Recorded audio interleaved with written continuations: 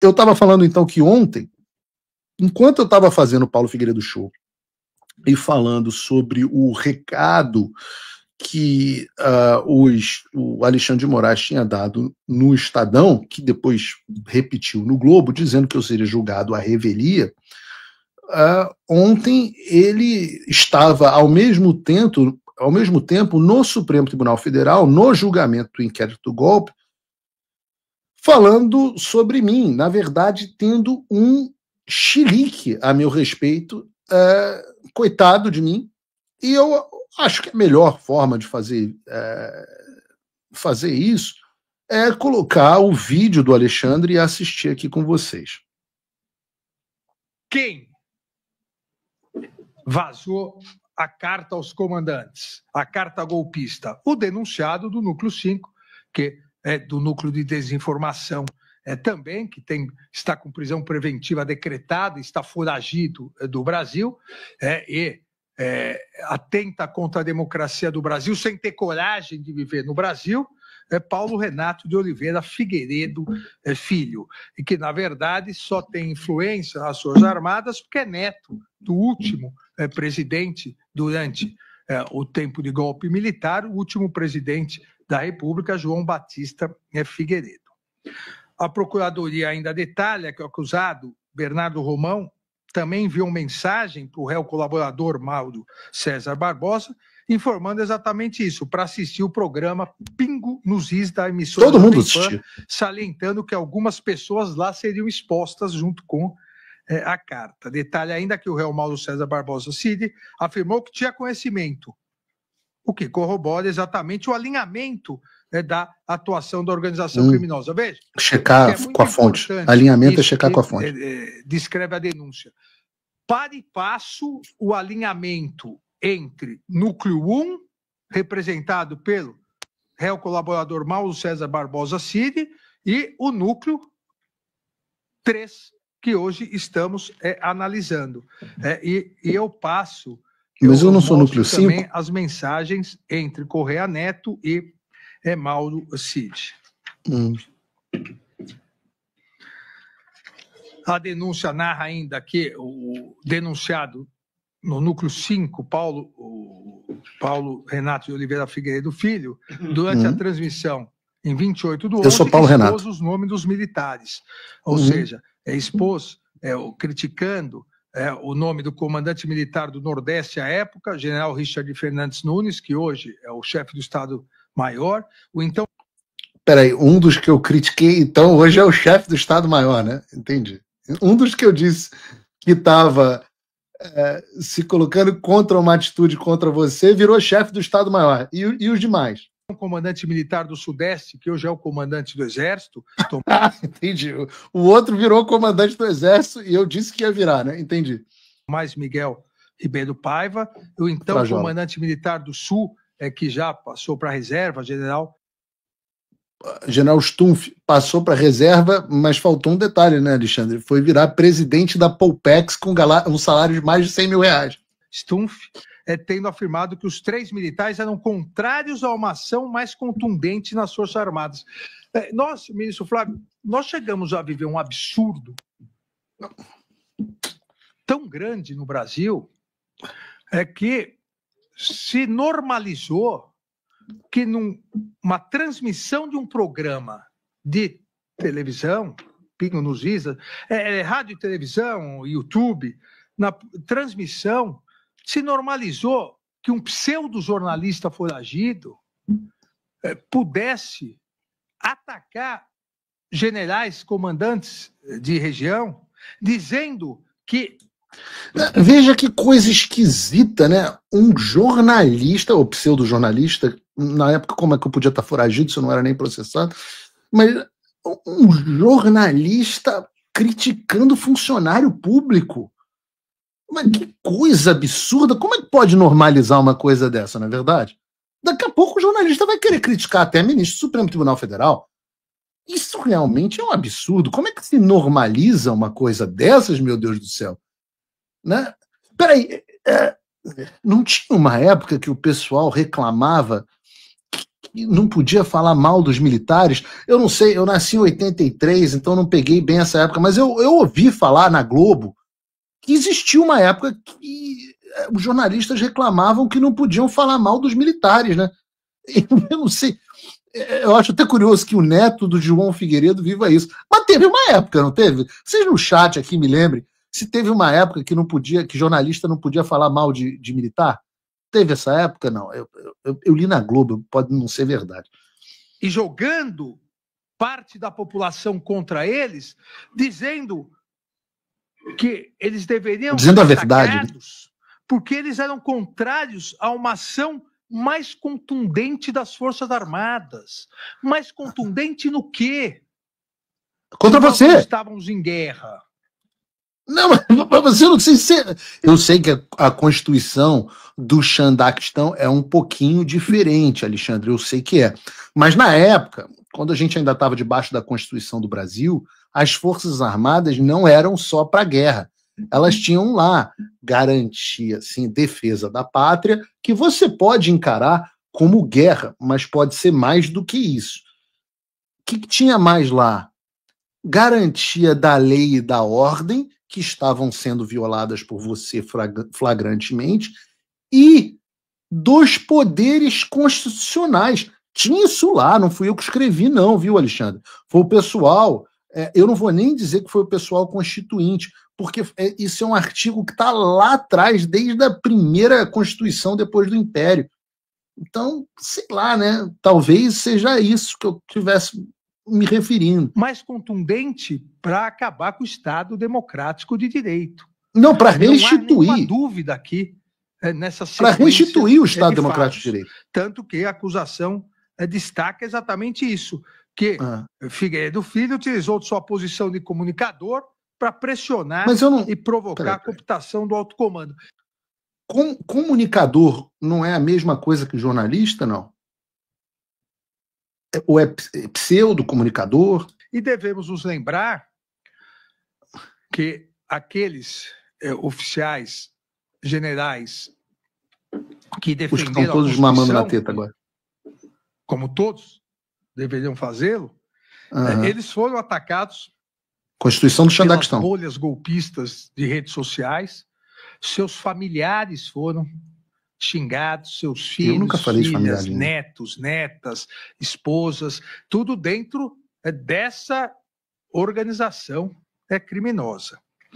Ainda, Bernardo Romão Correia Neto, além de ter encaminhado para o denunciado Fabrício Moreira de Pastos, também encaminhou no mesmo dia 28 a carta ao comandante do Exército, a carta golpista, ao réu colaborador Mauro César Barbosa Cid. Então a carta existiu. Onde ressaltou a intenção criminosa ao colaborador que apagou o documento. Vejam, Alexandre, eu só tenho uma coisa para dizer para você. Galvão, sentiu. Quando partiu para essa cara, tem a cara do Alexandre aí para mim, o Bruno? Tem a carinha do Alexandre, assim, o semblante amoroso dele, não? Nossa, não, bota em tela cheia para mim. É muito amor ao falar do Paulo Figueiredo, hein, Alexandre? É muito amor, a diferença do seu semblante pro meu. Você tá com cinto de segurança, não? Entendi esse negócio que tá usando, uma tipóia, talvez. É muito amor. Agora, volta para mim. Você partiu para esse argumento de adolescente, de você não tem coragem de vir aqui me enfrentar, mas tem algumas coisas que você merece ouvir, já que você partiu para essa. A primeira pergunta é: por que você está tão desesperado comigo? Por que eu tenho um núcleo só para mim no caso do golpe? Por que você está tentando me julgar a revelia, mesmo com todo esse desgaste? Por que você mandou recado ontem do Estadão? Por que você está no meio de um julgamento que não é nem do meu núcleo, falando do meu nome, me xingando? Por que você está assim, Alexandre, com essa cara, bota aí de novo, essa cara de ódio a meu respeito? A resposta está no bloco anterior, está na fala do secretário Marco Rubio. Porque essa é a primeira porrada real que o Alexandre toma e vai tomar efetivamente em anos, desde que ele se tornou ministro do Supremo Tribunal Federal. É por isso que ele sentiu. Quando o UOL começa a dizer, e ele sente o entorno, é porque a porrada é séria. Daí você para de ouvir ouvir esse argumento ridículo. Você não tem coragem de viver no Brasil. Bom, realmente eu não tenho coragem de viver no Brasil desde 2015. Eu saí do Brasil por não ter coragem de viver no Brasil. Uma violência do cacete, um país dominado pelo tráfico de drogas, pela criminalidade, um país que depois, onde jornalistas são presos, são perseguidos. Eu não tenho coragem realmente de viver no Brasil, não. Aliás, as pessoas que puderem deveriam fazer o mesmo. Procurem, inclusive, a Imigrex, empresa de imigração minha com a Ludmila Lins Grilo, link na descrição, que a gente vai te ajudar, inclusive, a também sair do Brasil. Como eu disse, eu saí em 2015. Naquela época, Alexandre, em 2015, eu acho que você era, inclusive, advogado da Transcorp, né? Aquela empresa que parece que lavava dinheiro para o PCC, né? Então, eu não tenho coragem realmente de viver num país onde o ministro da Suprema Corte advogava para a empresa que lavava dinheiro para o PCC. Eu não tenho coragem mesmo. Não estou dizendo que você é envolvido, mas eu não tenho coragem de viver num país desse. Não tenho elementos para dizer. Né? Agora, toda essa raiva, Alexandre, deve estar te deixando meio confuso. Confuso. Porque como é que eu vou ter coragem de retornar ao Brasil, Alexandre, se você caçou a porra do meu passaporte brasileiro em 2022 e mandou, inclusive, informar o governo americano e proibiu o consulado e a embaixada brasileira de emitirem novos passaportes para mim? Então como é que eu vou ter coragem de ir ao Brasil? Eu não tenho como, você tomou meus meios. Não posso nem com outro passaporte, que agora para entrar no Brasil inventaram uma maluquice, você precisa do passaporte brasileiro. No mais, Alexandre, assim, se o assunto é coragem, a distância daí para cá e daqui para aí é a mesma. Eu, inclusive, já falei para você viajava muito para os Estados Unidos. Eu lembro você em Nova York dando palestra. O que houve que você não vem mais? Você não é machão? A distância é a mesma, pô. Você quer falar, tá querendo me enfrentar? Porra, a gente gosta disso, é o que eu mais gosto. Agora, será que você é corajoso mesmo de sair aí do Brasil, vir aqui falar essas coisas, aqui nos Estados Unidos, sem tipo 10 seguranças? Eu duvido, eu conheço teu tipo. Vira tchutchuca rapidinho. Primeiro enfrentamento afina. Porque eu digo isso sem segurança, eu digo isso literalmente. Porque até dentro do STF. Vejam, ontem, na sessão, enquanto o doutor Chiquini fazia uma contundente e indiscutível sustentação oral, esses dois aí, que estão aí na tela marcados, né, além de todos os policiais legislativos num dos prédios mais seguros do Brasil, esses dois aí, Alexandre, são ou não seus seguranças pessoais? O da direita é ou não é o capitão Macedo, cujo processo você está cobertando? O capitão Macedo é aquele dos diálogos da Vaza Toga, sabe, que está sendo investigado por fornecer pesquisa clandestina policial a você, Alexandre? Aquele que no momento em que a juíza pediu para ouvir o segurança, o teu segurança, você mandou o processo subir para o STF? Então, esse negócio de eu sou machão, tenho coragem, para cima de Moá, não, querido. Veja, eu sou só um pseudo-jornalista. Eu não tenho nem monitoramento, né? São imagens. Daqui a pouco eu vou dizer, Paulo Figueiredo está monitorando o Alexandre de Moraes. As imagens são do Space Liberdade, do julgamento público. Mas eu tenho olhos e ouvidos e boas fontes, Alexandre, inclusive bem perto de você. Bem perto de você. Por isso que eu sabia quando você ia encontrar o comandante general Tomás Frajola, esse que você estava elogiando e puxando o saco aí agora no julgamento. E daí você vem com a ideia de que eu estou foragido. Bom, olha, em primeiro lugar, eu tenho que ser bem sincero. Como não consta nenhuma prisão preventiva contra mim, eu imagino que você tenha decretado essa prisão em sigilo ou tenha decretado nos últimos dias e ela ainda não foi despachada. Tudo bem, obviamente isso já era esperado por mim e é absolutamente inócuo. Porque, assim, a verdade é que eu não posso estar foragido na mesma casa em que eu vivo há 11 anos. Ninguém fica foragido onde mora. E ninguém fica foragido sem um passaporte para poder voltar ao Brasil. E mais, eu estou num país que tem acordo de cooperação com o Brasil. Os Estados Unidos têm acordo de cooperação com o Brasil. Tem tratado de extradição, tem EMILAT, tem convenção de Haia. Então, não tem como eu ficar foragido aqui nos Estados Unidos, né? A não ser que as suas ordens sejam ilegais e sejam recusadas pelo governo americano e que a sua ordem de prisão seja recusada pela Interpol. E não vem dizer que é porque eu sou amigo do Donald Trump, não. Porque suas ordens foram recusadas lá na Espanha pelo governo de esquerda da Espanha e foram recusadas aqui nos Estados Unidos pelo governo Biden. Que vergonha, Alexandre. Então, talvez, só talvez, quem não tenha coragem de mandar as ordens, as citações e os pedidos de extradição, seja você. Eu não posso ser foragido de ordens que eu desconheço.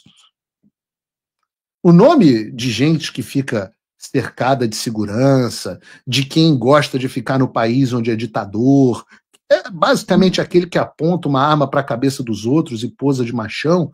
O nome desse tipo de gente, Alexandre, é covarde. No fundo, você não passa de um velho e bom covarde que gosta de bater em velhinha do 6 de janeiro, de mulher que pinta estátua de batom, de Débora. Você gosta de bater em quem é fraco. Só tem um problema. Na minha mão, você vai se fuder, porque eu sou o cão pastor. Eu tenho o mesmo dom da agressividade de vocês, os lobos, só que eu defendo as ovelhas. E eu tenho do meu lado alguém que faz todo o seu poder parecer insignificante. Eu tenho alguém aqui me protegendo que faz você parecer um nada. Você está achando que eu estou falando do Donald Trump? Não. Eu estou falando do Senhor dos Exércitos. Eu estou da mesma forma que o Davi não foi para o confronto direto para trocar soco com Golias, eu vou daqui de longe, com a minha funda, com a minha atiradeira, acertar uma pedra, em breve, metafórica, Alexandre, no meio da sua testa. E aí você vai saber quem é o Senhor. Tem um louvor aqui nos Estados Unidos, eu não sei como é que essa música, acho que não tem versão em português, que diz que o meu Deus é maior que você. Que se eu falar para as montanhas, elas andam. É hora delas se moverem, elas se movem. Não pense que eu sempre falo, eu sou um imigrante, um pobre jornalista, ou melhor, né, um pseudo-jornalista. Não pensa que eu estou fazendo nada dessas coisas, não. Não tenha medo de mim, não, Alexandre, não se desespera. Tenha medo da mão poderosa da providência. Tenha medo da mão poderosa da providência. Aliás, tem a imagem do Metrópolis aí. Você me chamar, ficar me esculhambando e tal, seu vídeo me esculhambando, esse vídeo aí teve milhões de visualizações, você me chamando de pseudo-jornalista rendeu até manchete. Se esse país, Brasil, vivesse uma democracia, você estava sendo processado. Mas eu não sou, obviamente, infantil e tolo a ponto de achar que existe justiça no Brasil. Mas olha, se eu sou um pseudo-jornalista, porque não tenho o diploma que o William Bonner tem, que o William Bonner também não tem, aliás, né? Se com todas as coisas que eu fiz, dá para falar aqui algumas, né? Nesse momento aí, essas transmissões de televisão, esse comunicador, Ele liderava, ele tinha um programa da TV jornalística, de um canal de jornalismo mais assistido no Brasil, com mais do que o dobro da audiência do segundo colocado. Você podia somar a Globo News e a CNN, e às vezes tinha o dobro da soma dos dois canais, os Pingos nos Is. Em 2022, os Pingos nos Is ganhou 2 prêmios IBEST. 2 prêmios IBEST no ano que eu estava, em parte, à frente do programa. Eu não estava sozinho, não. Tinha muita gente boa, inclusive que me antecedeu. O outro programa que eu também fiz parte, o Morning Show, na época ganhou também, ficou no top 3 do IBEST, perdendo inclusive para o próprio Pingo nos Is. Aqui nos Estados Unidos, eu sou contratado do terceiro maior jornal dos Estados Unidos, um jornal que circula inclusive dentro da Casa Branca. Sou contributor, né? Contribuinte, sei lá, do canal de televisão que o próprio presidente dos Estados Unidos assiste. Tenho artigos publicados nos maiores jornais do país. Tenho, por um acaso, carteirinha de jornalista, que bonitinha, de organização internacional.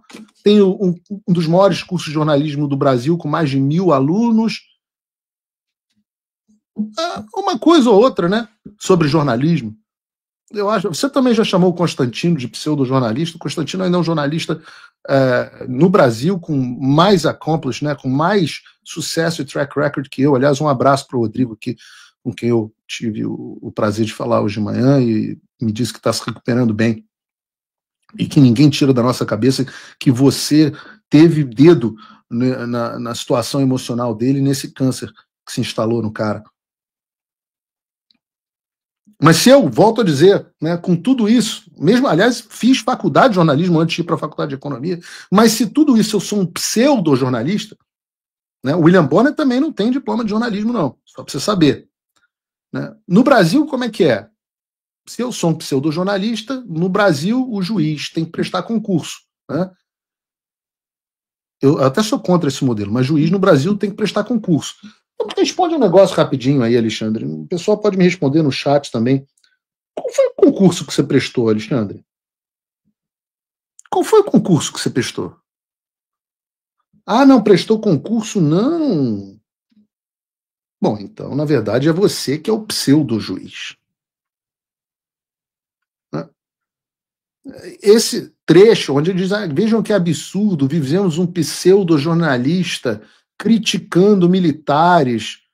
Eu digo diferente, eu digo assim, vejam um absurdo em que nós vivemos, onde um pseudo-juiz, um servidor público, um burocratazinho de meia tigela, acha que é normal me botar num núcleo de desinformação, sendo que nem existe crime de desinformação no direito brasileiro. Um burocratazinho de 5ª categoria acha que é normal ele querer perseguir um jornalista por criticar funcionário público? Militar é funcionário público, é pago com meu salário, vou criticar o militar que eu quiser.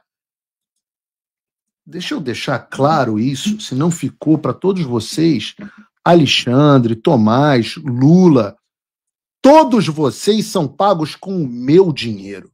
Vocês são nossos servidores. E eu vou criticar a todos enquanto der na porra da minha telha. E se você não quiser ser criticado, teve um pseudo-juiz que disse lá atrás, saia do serviço público. Deixa eu te falar uma coisa, Alexandre. Você disse que eu vazei carta? Em primeiro lugar, vazar é o que o teu gabinete faz com os autos do processo que você julga para destruir a reputação dos outros. Vazar é o que você faz com a Dani Lima. Jornalista não vaza. Jornalista publica. Eu publiquei documentos verídicos, da mesma forma que a Dani Lima publica os vazamentos do teu gabinete. Eu publiquei o que os militares e qualquer outras fontes que forem úteis para mim vazarem e eu achar interessante no meu critério. Não é critério do Bolsonaro, não é critério do Alexandre, e o que as pessoas acham disso é problema delas. Você, aliás, acha que eu só tenho influência no meio militar porque eu sou neto do João Figueiredo? Ok, eu tenho enorme orgulho. Poxa, até gostaria que fosse só isso. Mas o João Figueiredo tem outros 8 netos. Por que só eu tenho grande influência? Cadê os outros, meus queridos primos e irmãos? Cadê os netos do general Geisel? Ou do general Médici? Ou do general Costa e Silva? Ou do general Castelo Branco? Será que talvez eu tenha um pouco de influência e tenha quase 30 mil pessoas ao vivo me assistindo agora e tem influência nos meios militares, especialmente porque eu dei e dou voz a uma tropa que é honrada, patriota e que está de saco cheio desses milico de quinta categoria melancia no alto comando, igual o general Richa, igual o general Stumpf, especialmente igual o general Frajola e outros que entraram no alto comando depois que o Lula assumiu. Talvez seja isso. A carta que eu disse, que você diz que eu vazei, existia ou não existia? Eu que escrevi a carta? Eu assinei a carta? Eu incentivei a carta? Ou eu reportei sobre a carta? Todos os militares que eu disse que eram melancias, esse aqui e outros que eu nominei, todos se deram bem ou não? Eu estava certo? Você que falou. Eu disse que cada um deles é agora. Então será que tudo que o pseudo-jornalista, aquele que avisou o que ia acontecer com o 8 de janeiro, que você ia instrumentalizar aquele incêndio no hashtag para você se tornar o ditador do país, tudo que esse pseudo-jornalista disse que ia acontecer, aconteceu.